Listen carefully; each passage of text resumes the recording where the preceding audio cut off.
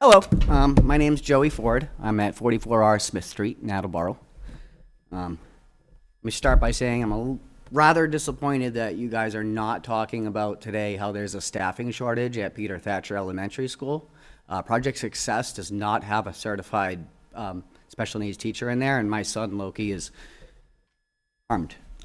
So good evening, members of the school board, administrators, and fellow parents. My name is Joey Ford, and I'm here tonight as a father fighting for my son Loki and for all children with disabilities in this district who are being denied the education and support they are legally entitled to receive. I want to begin by addressing the issue of transparency, or rather the complete lack of it. As parents, we were informed that Loki's special education teacher was leaving. We were told that Shannon Stevens, a certified teacher, would be overseeing his classroom.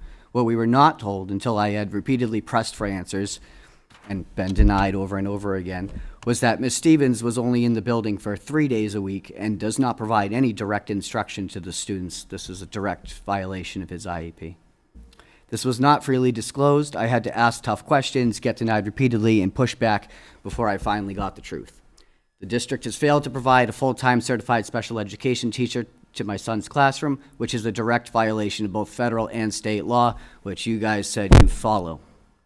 Under the Individuals with Disabilities Education Act, known as IDEA, United States Code Title 20, Section 1400, students with disabilities are entitled to a free, appropriate public education, which includes instruction from qualified personnel. This means that a trained, certified special education teacher should be present full-time in my son's classroom.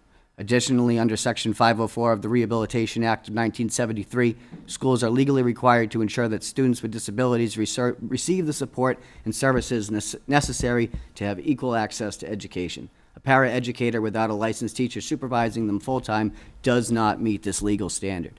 I am demanding the following immediate actions. Number one, a full-time certified special education teacher must be assigned to my son's classroom immediately. My child and his classmates are currently left in the care of paraprofessionals with no full-time certified teacher present. This is unacceptable, illegal, and a direct denial of my children's right to a free, appropriate public education. I want to know when a licensed special education teacher will be placed in Loki's classroom. Number two, the district must address the ongoing lack of supervision that has resulted in serious incidents of neglect and injury. There have been multiple times that my child has come through, peed through, he's diaper ridden, peed through to his socks. And we don't even find out until we ask why. There have been multiple injuries sustained by students also at recess. We know of one of them who fell, and unfortunately, none of the teachers knew what happened until the mom went and requested to watch the video. These are not minor issues. This is neglect. This is a failure of duty. This is a safety risk to our children. What is the district doing to ensure adequate supervision? How will you prevent further incidents of harm? Number three, the district must waive the $5,000+ public records fee and provide all requested records to the school board and public that I have requested. I recently submitted a Freedom of Information Act request to obtain public records that would help me advocate for my child. I was quoted over $5,000 to access documents that should already be available for public review. This is a deliberate attempt to prevent transparency and accountability. Mr. Ford, that's 3 minutes. Okay. What I'd like, though, following this meeting, I'll give you my email address so that you can share that statement with me. Wonderful. I can have someone pick up where I left off, right? They would also have 3 minutes, yes. Yes.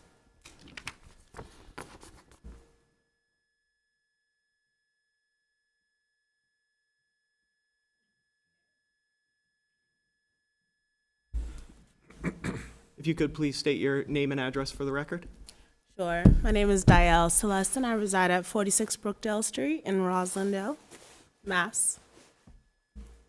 All right, so I demand that these fees be waived immediately and that a copy of these records are provided to each student board member so that you can personally review them and understand the extent of these failures. Number four, the district must immediately remove or revise the policy preventing Loki from having access to his augmentative and alternative communication AAC device year-round. Loki's IEP explicitly states that he requires an AAC device with no limitations. There is no provision in his IEP that allows the school to withhold this device without, during the school breaks or vacations, by taking away my nephew's only means of communication for weeks at a time, you are actively violating his rights under the idea and denying him the ability to communicate. This is not a request, this is a legal requirement. Either this policy must be eliminated or an exemption must be made for Loki immediately. All right, so I do have some final thoughts here to share. I am here tonight not just to voice my frustrations, but also to demand action. I expect these are real answers, concrete plans, and an immediate change. I want the following changes and answers. I have about 4 questions here. All right, so number 1, when will a full-time certified special education teacher be assigned to Loki's classroom? Number 2, what is the district's plan to ensure adequate supervision to prevent further neglect and injuries? Number 3, when will the district provide the requested public records and waive the unlawful fees? Number 4, when will Loki's AAC device be released to him year-round as required by his IEP? All right, so this is not about money. This is not about district policy. It's about children.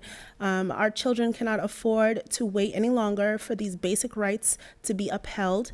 I will continue to attend these meetings and hold these districts accountable until Loki and every other child with special education requirements have their needs met. They need education, support, and respect, and they need to have their rights be respected ultimately. So yes, thank you on behalf of